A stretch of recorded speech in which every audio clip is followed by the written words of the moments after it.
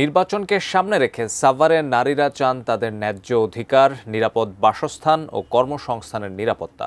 এ বিষয়ে ধামরাই বিসিক শিল্পনগরী থেকে বিস্তারিত জানাচ্ছেন সাভার প্রতিনিধি কামরুজ্জামান।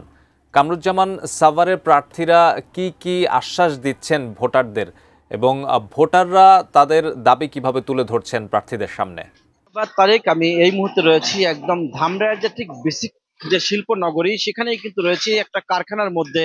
আমরা এখানে এসেছি এবং আমি আপনাদের ক্যামেরার মাধ্যমে দেখাই, এখানে কিন্তু বেশিরভাগ কর্মজীবী কিন্তু নারী, এবং আমরা এখানে দেখেছেন যে নারী উদ্যোক্তারা তারা কিন্তু এবং আমি যেখানে এসেছি যে আমরা নারীদের সাথে কথা বলেছি, তারাও চেয়েছে যে আসলে নির্বাচন হয়, ভোট হয়, কিন্তু নির্বাচনের পরে আর কোনো প্রার্থী কিন্তু তারা আর কখনো খোঁজ নেয় না ভোটারদের।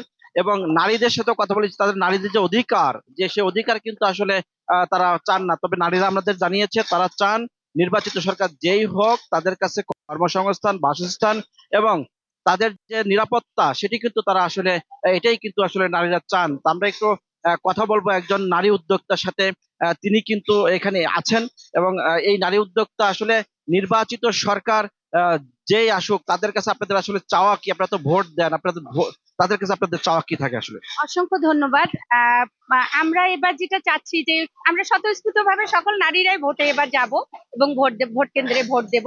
আমাদের চাওয়া হচ্ছে আমরা যে কর্মসংস্থানগুলো চালাচ্ছি, এখানে আমাদের যে ফ্যাসিলিটিস গুলো দরকার, নির্বাচিত সরকার যেই আসুক না কেন তাকে আমরা অভিনন্দন জানাচ্ছি।